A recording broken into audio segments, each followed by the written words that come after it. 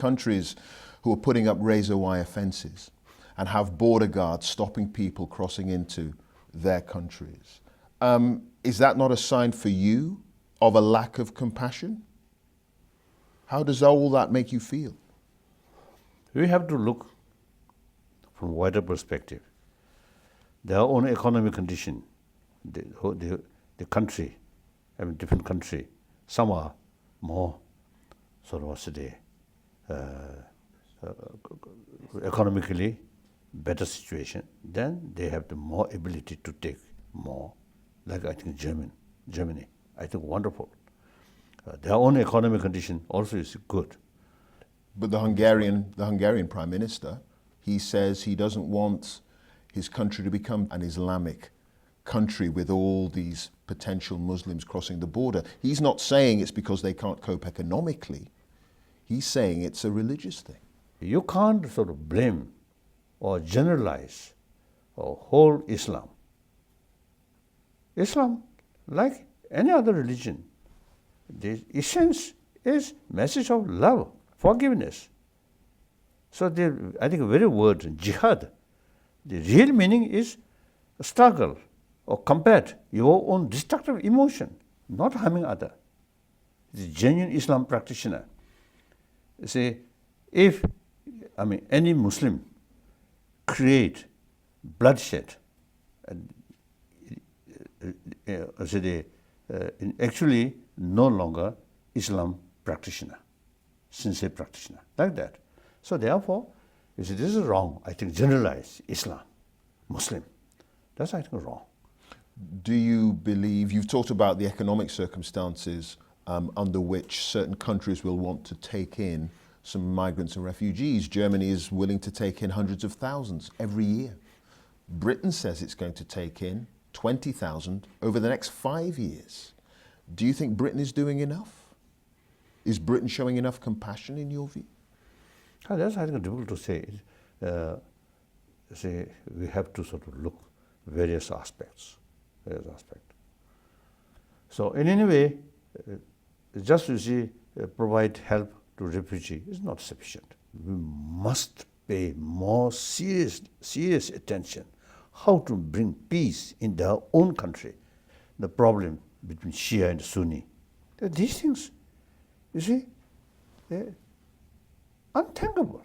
Your message of nonviolence, of compassion, on a practical level, how can that resolve the situation in Syria when you have elements within the society there, particularly the Islamic State group, for whom it would be difficult to talk to in terms of trying to negotiate potentially a peace? That's right.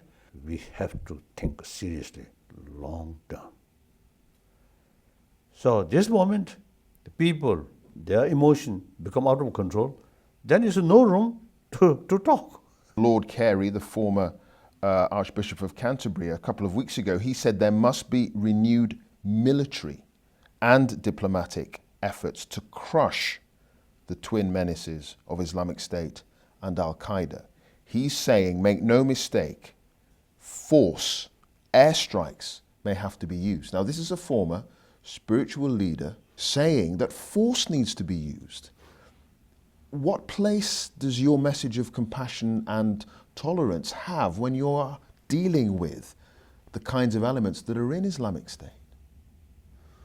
Yes, one particular case maybe this force is something necessary, but I think you're saying force may be necessary. Yeah, particular case possible.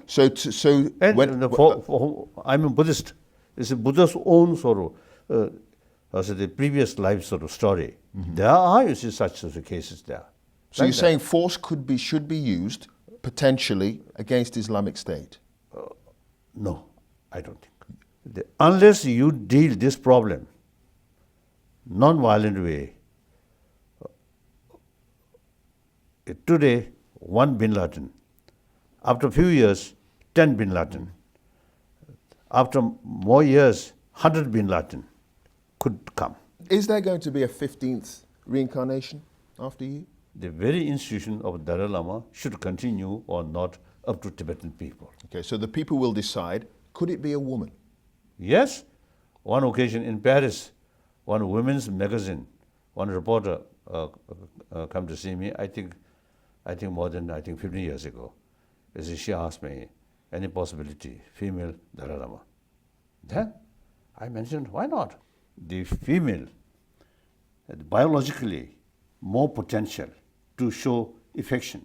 And compassion. Or compassion, yes, compassion. Therefore, you see now today's world, a lot of troubled world, I think a female should take more important sort of role. You have been described as a religious rock star.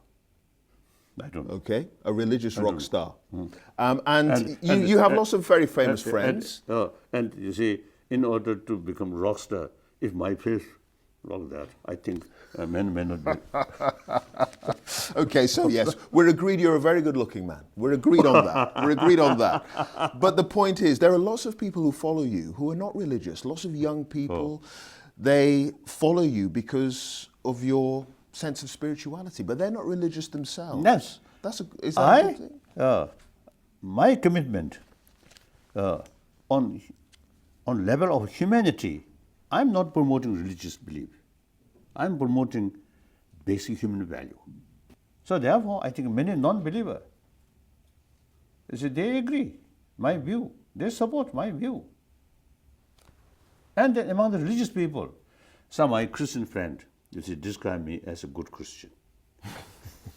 Do you think you're a good Christian? I think as far as aspect of practice of love or forgiveness, I'm a good Christian. And also I'm a good Muslim. Yeah. No problem. And a good Buddhist, obviously. Well, Your Holiness, thank you very much for speaking. Thank you. Thank you.